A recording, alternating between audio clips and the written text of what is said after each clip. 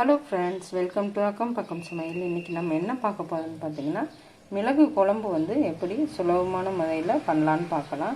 அதுக்கு நான் ஒரு இரும்பு கடாய் எடுத்து வச்சுருக்கேன். இப்போ இரும்பு கடாயில் தான் இந்த மிளகு எல்லாம் நம்ம வறுத்து குழம்பு இதில் வைக்க போகிறோம். இப்போ இரும்பு கடாயில் வைக்கும்போது பார்த்திங்கன்னா அதுக்கு டேஸ்ட் ஒரு தனி டேஸ்ட்டு கிடைக்கும். அதனால நான் இதில் பண்ணுறேன். அடுப்பை சிம்மில் வச்சு நல்லா இது ஃபஸ்ட்டு ஃப்ரை பண்ணிக்கலாம்.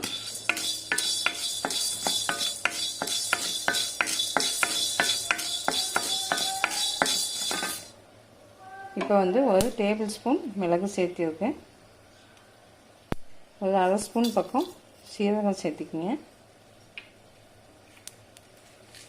2 வரமிளகாய் சேர்த்திக்கிங்க. ஒரு ஸ்பூன் கொத்தமல்லி சேர்த்திக்கிங்க.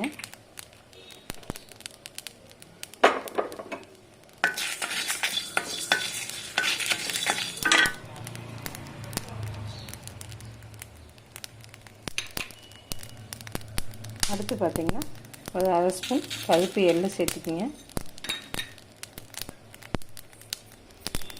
ஒரு 10 பக்கம் வெந்தயம் சேர்த்துக்கிங்க. கருவேப்பிலை கொஞ்சம் சேர்த்துக்குங்க. இதெல்லாம் மீடியம் ஃப்ளேமில் வச்சு நம்ம நல்லா தீய விடாமல் நல்லா வணக்கிக்கலாம்.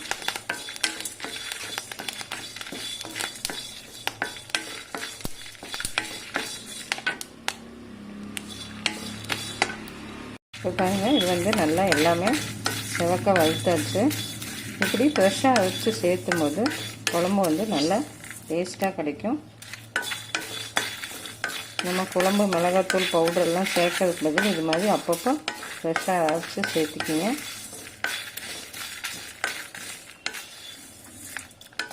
இப்போ ஸ்டவ் ஆஃப் பண்ணிவிட்டு இதை நல்லா ஆற விட்டு நம்ம பவுட்ரு பண்ணிட்டு வந்துடலாம். இப்படி தனியாக எடுத்து வச்சுக்கோங்க. இது நல்லா ஆகட்டும். இப்போ இந்த சூடு இருக்கும்போதே பெருங்காயத்தை இதில் சேர்த்து ஒரு அரை ஸ்பூன் பக்கம் சேர்த்து இதை நல்லா கிளறி விட்டுருங்க. இப்போ இது நல்லா ஆகட்டும். பாருங்கள், இது இந்த அளவுக்கு பவுட்ரு பண்ணி எடுத்து வச்சுக்கிட்டேன். நல்லா முடிஞ்ச மட்டும் நைஸாக பவுட்ரு பண்ணிடுங்க.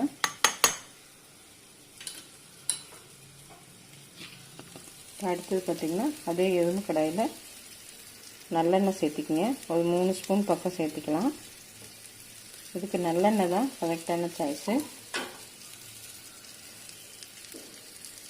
அடுத்து பார்த்திங்கன்னா எண்ணெய் நல்லா காஞ்சதுக்கப்புறம் கடுகு வெந்தயம் ஒரு 4 சேர்த்திக்கிங்க.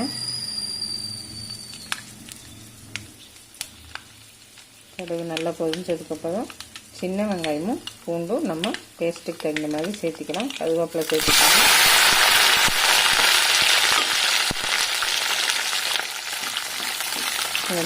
நல்லா வணங்கட்டும். வெங்காயம் பூண்டு நல்லா வணங்கிடுச்சு. ஒரு தக்காளி பொடியாக கட் பண்ணது, சின்ன தக்காளியை பார்த்து ஒரு தக்காளி சேர்த்துக்கணும். இதுவும் நல்லா வணங்கட்டும். இப்போ பாருங்கள், வெங்காயம் பூண்டு தக்காளியெல்லாம் நல்லா எண்ணெயில் நல்லா வணங்கிடுச்சு. இப்படி எண்ணெயிலே நல்லா வணங்கும்போது இந்த வெங்காயம் பூண்டெல்லாம் சாப்பிடும்போது ரொம்ப டேஸ்ட்டாக கிடைக்கும். நல்லா எண்ணெயில் வணக்கிடுங்க. அப்புறம் ஒரு எலுமிச்சை சைஸ் அளவு புளி எடுத்து நல்லா கெட்டியாக கரைச்சி எடுத்து வச்சுக்கோங்க. அதையும் சேர்த்துக்கலாம். நம்ம ரெடி பண்ணி வச்சுருந்த ஃப்ரெஷ்ஷான பவுட்ரு இருக்குது இல்லைங்களா, மிளகு சீரகம் இதெல்லாம் மசால் பவுட்ரு, அது ஒரு 2 ஸ்பூன் அளவுக்கு சேர்த்துக்குங்க.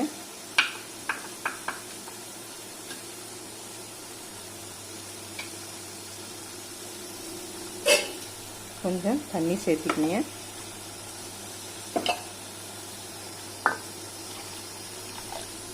இது நல்லா வெந்து வரட்டும். இப்போ பாருங்கள், எண்ணெயெல்லாம் பிரிஞ்சு நல்லா இந்த பச்சை வாசமெல்லாம் போய் குழம்பு ரெடி ஆகிடுச்சு. இப்போ நம்ம உப்பு சேர்த்துக்கலாம். இதுக்கு தகுந்த உப்பு சேர்த்துக்கிங்க. தேவைப்பட்டால் ஒரு பீஸ் வெல்லம் சேர்த்துக்கிங்க.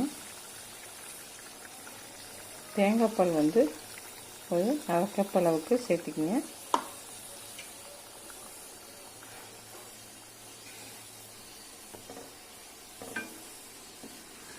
இதுவும் சேர்ந்து நல்லா கொதிக்கட்டும்.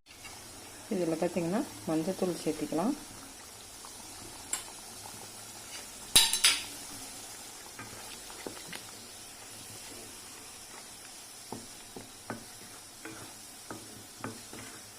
இது வந்து ஒரு 5 நிமிஷம் இப்படியே கொதிக்கட்டும்.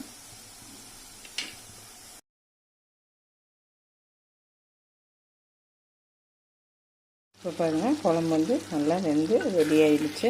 நம்ம இந்த இரும்பு கடாயில் செஞ்சுருக்கங்காட்டிக்கு கலரே பார்த்திங்கன்னா ரொம்ப சூப்பராக வந்துருக்கு. இப்போ கடைசியாக வந்து ஒரு 2 ஸ்பூன் நல்லெண்ணெய் சேர்த்திக்கலாம்.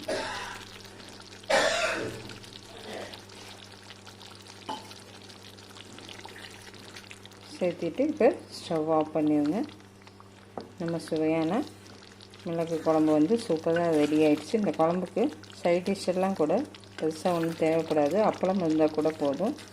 ரொம்ப டேஸ்ட்டாக இருக்கும். கண்டிப்பாக ட்ரை பண்ணி பார்த்துட்டு கமெண்ட் பண்ணுங்கள். இப்போ இந்த இரும்பு கடாயில் செஞ்சுட்டு உடனே வந்து நம்ம வேறு பாத்திரத்துக்கு பவுலில் நம்ம மாற்றிக்கணும். இந்த கடாயோட இருக்கக்கூடாது. அப்படியே அந்த டேஸ்ட் வந்து மாறிடும். இந்த கடாயிலேயே இருக்கும்போது நம்ம உடனே வந்து வேறு பவுலில் ட்ரான்ஸ்ஃபர் பண்ணிக்கலாம். பாருங்கள், பவுலில் ட்ரான்ஸ்ஃபர் பண்ணிவிட்டேன். ரொம்ப டேஸ்ட்டாக வந்திருக்கு. கண்டிப்பாக செஞ்சு பார்த்துட்டு கமெண்ட் பண்ணுங்கள். தேங்க்யூ.